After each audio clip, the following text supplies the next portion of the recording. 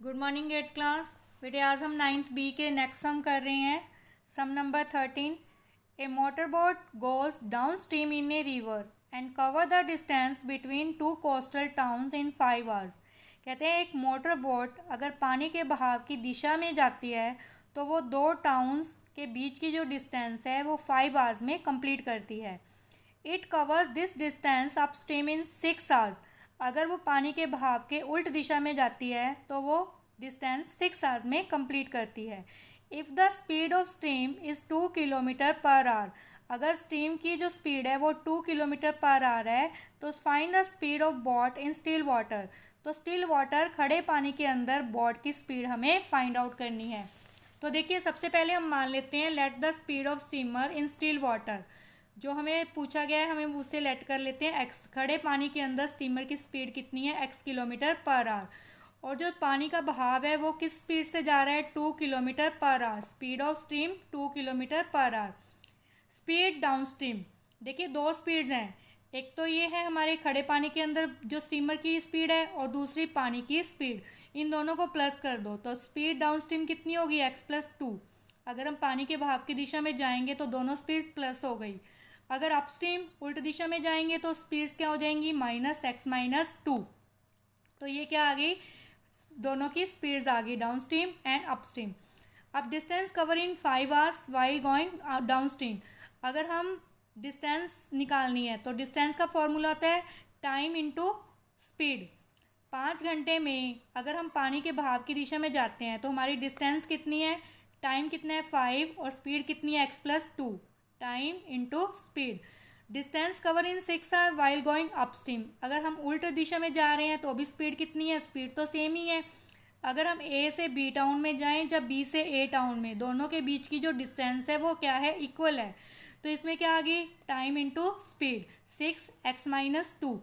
अगर हम down stream जा रहे हैं तो प्लस कर दीजिए स्पीड्स को, अगर अप स्ट्रीम है तो माइनस कर दीजिए। अब दोनों इस सिचुएशन में हमारी जो डिस्टेंस है वो क्या है, इक्वल। तो दोनों डिस्टेंस को क्या कर दो, इक्वल। 5x+2 6x-2। तो इसको मल्टीप्लाई करो, 5x+10 6x-12। एक्स वाली टर्म एक साइड पे, विदाउट एक्स दूसरी साइड पे।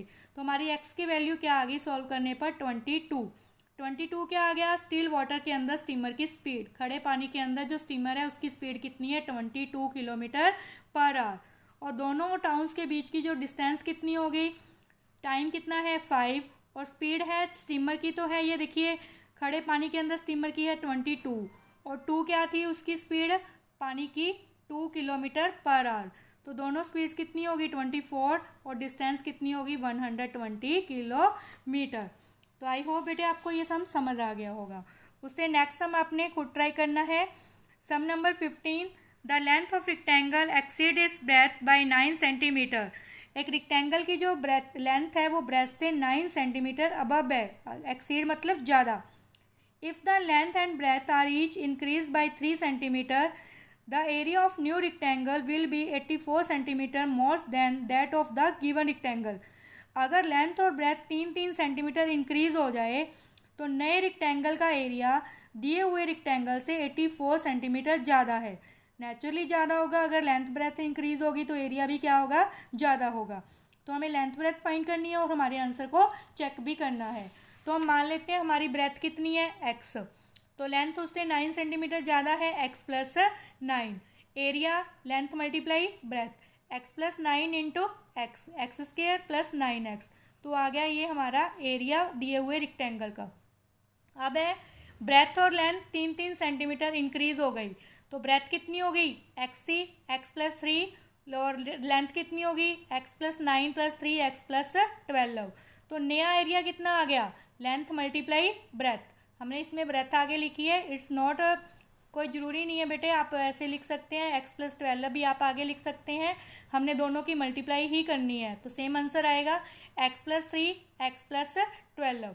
अब x को x से मल्टीप्लाई करोगे तो x², 3 को x से मल्टीप्लाई करोगे 3x। पहले दोनों टर्म को x से कर ली, अब दोनों टर्म को हम करेंगे 12 से। 12 को x से करोगे 12x, 12 3 ज़ा 36, x² + 15x + 36। ये आ गया दिए हुए रेक्टेंगल का एरिया और ये नए रेक्टेंगल का एरिया। तो दोनों तरफ हम लिख लेते हैं area, x² + 9x x square plus 15x plus 36। अब ये 84 कैसे आया? कहते हैं जो नया एरिया था, ये वाला नया एरिया, वो दिए हुए एरिया से 84 ज़्यादा था। ये एरिया 84 ज़्यादा था इससे, तो हमने क्या किया, इसमें 84 इंक्रीज़ कर दिए ताकि हमारी दोनों इक्वेशंस हैं वो क्या हो जाएं, इक्वल। तो अब इसको एक्स स्क्वायर से एक्स स्क्वायर हमने कट ऑफ कर दिया, क्योंकि दोनों तरफ क्या था, same variable and same power. अगर हम एक्स स्क्वायर को इस साइड लेके आते माइनस हो जाता, तो भी ये क्या हो जाते, आपस में कट हो जाते। अब एक्स वाली टर्म एक साइड कर लो, विदाउट एक्स दूसरी साइड। तो इस इक्वेशन को सॉल्व करने पर हमारी एक्स की वैल्यू आ गई 8। तो 8 हमने एक्स हमने क्या माना था, ब्रेथ, तो ब्रेथ आ गई 8 और लेंथ उससे 9 ज़्यादा थी, तो 8 + 9 17 सेंटीमीटर। अब हमें इस सम को चेक करना है, चेक कैसे करेंगे? तो दिए हुए रेक्टेंगल का एरिया आ गया, length into breadth 136 centimetre square. तो न्यू ब्रेथ, न्यू लेंथ कितनी आ गई, 3 सेंटीमीटर इंक्रीज कर दिया, 11 और 20, और न्यू एरिया आ गया 220 सेंटीमीटर स्क्वायर। अब देखिए जो दिया हुआ एरिया है 136 और नया एरिया है 220, तो इन दोनों का जो डिफरेंस है वो क्या हो गया, 84। इसमें जो नया एरिया है वो दिए हुए एरिया से 84 ज़्यादा है, तो हमने क्या किया, दिए हुए एरिया में 84 ऐड कर दिया ताकि हमारे दोनों तरफ के एरिया क्या हो जाए, इक्वल हो जाए। तो इस तरीके से हमारा जो सम है वो चेक भी हो गया है। तो ये एक्सरसाइज कंप्लीट हो गई है बेटे, तो आपने फेयर पर भी कंप्लीट कर लेनी है। इसके साथ ही बेटे आपने एनसीईआरटी से रिलेटेड ये सम करने हैं, फर्स्ट, सेकंड, थर्ड। फर्स्ट सम है, दो संख्याओं का रेशियो दिया है और उनका डिफरेंस, तो नंबर पता करने हैं। इससे रिलेटेड सम आप एक्सरसाइज में कर चुके हैं, ये ट्राई कर लेना। नेक्स्ट है sum of two number 95, one exceed other 15, find the number. एक नंबर दूसरे नंबर से 15 एक्सीड है, तो एक नंबर x है तो दूसरा x प्लस 15, और दोनों का प्लस क्या है 95, इसको प्लस करके 95 के इक्वल करके आप दोनों नंबर्स फाइंड आउट कर लोगे। नेक्स्ट है third, Baichung father is 26 year younger than Baichung grandfather. Baichung एक लड़का है जिसके पिता की एज उसके ग्रैंडफादर यानी कि उसके दादा की एज से 26 ईयर छोटी है। पिता की एज उसके दादा की एज से छोटी है। And 29 year older than Baichung, और पिता की एज बैचुंग से कितनी ज़्यादा है, 29 ईयर बड़ी है। देखिए एक लड़का है बैचुंग, उसके पिताजी उससे 29 ईयर बड़े हैं, नेचुरली फादर की एज ज़्यादा होगी। अब उसके फादर के जो फादर हैं ग्रैंडफादर, वो क्या होंगे, अपने बेटे बैचुंग के फादर से 26 ईयर बड़े हैं। उसके दादा की एज उसके पिता की एज से 26 ईयर ज़्यादा है। तो तीनों की एज का जो प्लस है वो 135 है, तो तीनों की एज पता करो। तो हम मान लेते हैं लड़के की एज है एक्स, जो लड़का है एक्स, और उसके पिता की कितनी होगी एक्स प्लस 29, तो उसके पिताजी उससे 29 बड़े हैं तो एक्स प्लस 29, और उसके जो ग्रैंडफादर हैं वो उसके पिता से 26 ईयर बड़े हैं, पिता से 26 ईयर बड़े हैं, तो पिता की एज है एक्स प्लस 29, तो उसमें आप 26 और ऐड कर दीजिए, तो दादाजी की एज आ गई एक्स प्लस 55। अब इस इक्वेशन को आप सॉल्व कर लीजिए। तो बेटा ये तीनों सम भी आपने फेयर पर अच्छे से कंप्लीट कर लेने हैं, और इसी के साथ ये आपका चैप्टर कंप्लीट हो गया है। Thank you student.